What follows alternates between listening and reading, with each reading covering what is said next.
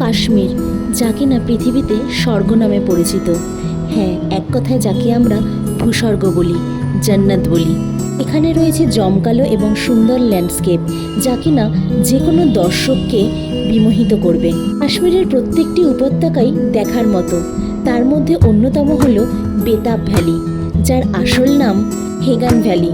কিন্তু সানি দেওয়াল এবং অমৃতা সিংয়ের বেতাব সিনেমাটির পরিপ্রেক্ষিতে এই ভ্যালিটার নাম হয়েছিল বেতাব ভ্যালি।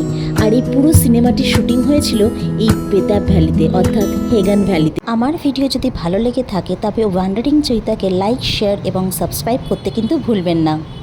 আপনি যদি এই স্থানের উপত্যকায় লুকিয়ে থাকা নির্মলতা এবং শান্তি খুঁজতে আসেন, তাহলে বেতাব ভ্যালি হলো আপনার জন্য আদর্শ জায়গা। সমুদ্রপৃষ্ঠ থেকে 4000 ফুট উচ্চতায় অবস্থিত, প্রাকৃতিক সৌন্দর্যে ভরপুর এবং মনুষ্য সৃষ্ট বিস্ময়ের এক বিরল সংমিশ্রণ। পুরো উপত্যকার পর্বতমালা জুড়ে পাওয়া যায় চিরহরিৎ পাইন, অ্যাপ্রিকট, উইলো মতো বিভিন্ন ধরনের উদ্ভিদ। কাশ্মীর আমাদের সবারই স্বপ্নের জায়গা, স্বপ্নের ডেস্টিনেশন। আর এই কাশ্মীরের সবথেকে সুন্দর জায়গাটি হলো পেহেলগাম। যেমনই শান্ত আর তেমনই তার অপরূপ সৌন্দর্য। আর এই পেহেলগামের মধ্যেই রয়েছে এবিসি ভ্যালি, অর্থাৎ আরু ভ্যালি, চন্দনবাড়ি এবং এই বেতাব ভ্যালি, যার সৌন্দর্য আমি এখন আপনাদের সামনে তুলে ধরার চেষ্টা করলাম। দেখতেই পাচ্ছেন কি সুন্দর প্রাকৃতিক সৌন্দর্যে ভরপুর এই ভ্যালিটি। যেমন নীল আকাশ, তার চারদিকে চির হরিৎ উপত্যকা এবং তার নিচে রয়েছে প্রাকৃতিক সৌন্দর্যে ভরপুর এই ভ্যালিটি। আর তার পাশেই বয়ে গেছে লিডার নদীর অফুরন্ত জলধারা। তাহলে চলুন এখন জেনে নেওয়া যাক এই বেতাব উপত্যকা অর্থাৎ হেগান ভ্যালির উপত্যকার ইতিহাস। কাশ্মীরের পেহেলগামের বেতাব ভ্যালি এমন একটি এলাকার অংশ যা কিনা 15 শতক পর্যন্ত মুঘলদের নিয়ন্ত্রণে ছিল। মির্জা মোহাম্মদ হায়দার দুগলক 15 শতকের শেষের দিকে কাশনগরের সুলতান সাইদ খানের জন্য উপত্যকা শাসন করেছিলেন এবং পরে মুঘল সম্রাট হুমায়ুন মুঘলদের জন্য এটি পুনরুদ্ধার করেছিলেন। ফলস্বরূপ বেতাব উপত্যকার অতীত সম্পর্কে শেখা আপনাকে মুঘল যুগে নিয়ে যাবে। এই সময় উপত্যকাটি হেগান ভ্যালি নামে পরিচিত ছিল, কিন্তু সানি দেওয়াল এবং অমৃতা সিং অভিনীত বেতাব চলচ্চিত্রের সাফল্যের সাথে নাম পরিবর্তন করে বেতাব ভ্যালি করা হয়, যা এটি বিশ্ববিখ্যাত। কারণ এই ব্লকবাস্টার সিনেমাটি বেশিরভাগ সিকোয়েন্স শুটিং করা হয়েছিল এই উপত্যকায়। তাহলে ঝালিয়ে নিতে আরেকবার চটপট নেটফ্লিক্স বা অ্যামাজন বা যে কোনো ওটিটি প্ল্যাটফর্ম খুলে এই সিনেমাটি দেখাটা কিন্তু ম্যান্ডেটারি হয়ে গেল, তাই নয় কি? তো হলো কেন এই ভ্যালিটির নাম হয়েছিল বেতাব ভ্যালি। এছাড়াও এখানে বহু বলিউড সিনেমার শুটিং হয়েছে। সেগুলো কি কি? সেগুলি হলো রকস্টার, কাশ্মীর কি কালি, আরজু, সিলসিলা, সত্তে পে সত্তা এবং কভি কভি হলো কয়েকটি সুপারহিট বলিউড চলচ্চিত্র যা এই উপত্যকায় চিত্রায়িত হয়েছিল। পেহেলগামের বেতাব উপত্যকায় জনপ্রিয় করার ক্ষেত্রে বলিউডের চরিত্রগুলি গুরুত্বপূর্ণ প্রভাব ফেলে। এই তো হলো বলিউডের কি কি সিনেমা এখানে চিত্রায়িত হয়েছে তা জানা এবং কিছু কিছু ছোট ছোট তথ্য। এবং তার থেকেও বড় হলো এখানে গিয়ে আপনারা কি কি করবেন।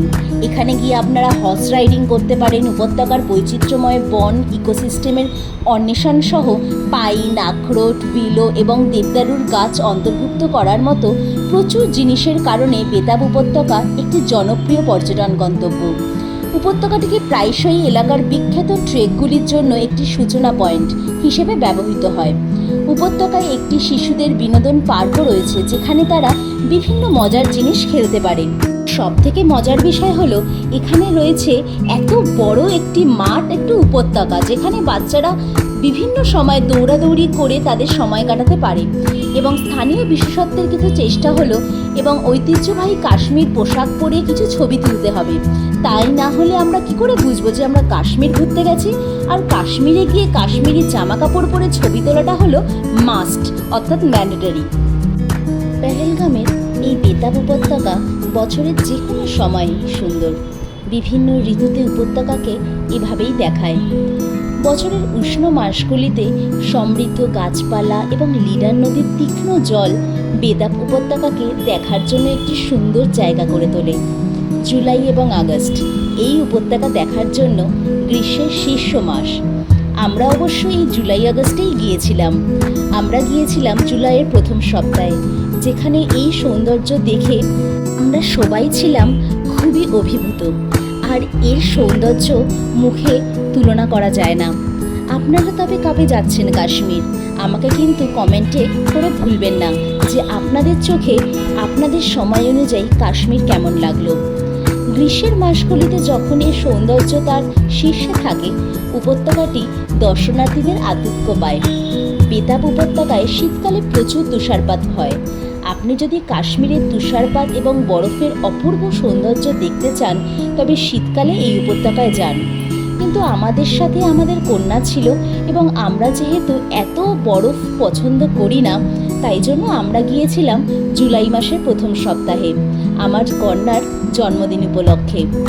শীতলতম মাসে উপত্যকাটি সহজেই পৌঁছানো যায়। সত্যি উপত্যকার মনোমুগ্ধকর সৌন্দর্য প্রশংসা করার মতো। তবে আমাদের আরও একটি সময় কাশ্মীর যাওয়ার ইচ্ছে আছে, আপেলের সময়, অর্থাৎ সেপ্টেম্বর মাসে। সেপ্টেম্বর মাসে আপনারা যদি আপেল বাগান দেখতে চান তাহলে অবশ্যই একবার কাশ্মীর ঘুরে আসুন। দেখবেন আপনাদের কিন্তু মন, চোখ আর চিত্ত তিনটেই কিন্তু ভরে যাবে। আপনারা তবে আমাকে কমেন্ট করতে কিন্তু ভুলবেন না যে আপনারা কোন সময় গেছেন কাশ্মীর আর আপনারা কি কি উপভোগ করেছেন, কোথায় বা ছিলেন। আর আমার ভিডিও যদি ভালো লেগে থাকে অবশ্যই লাইক, শেয়ার, কমেন্ট করবেন।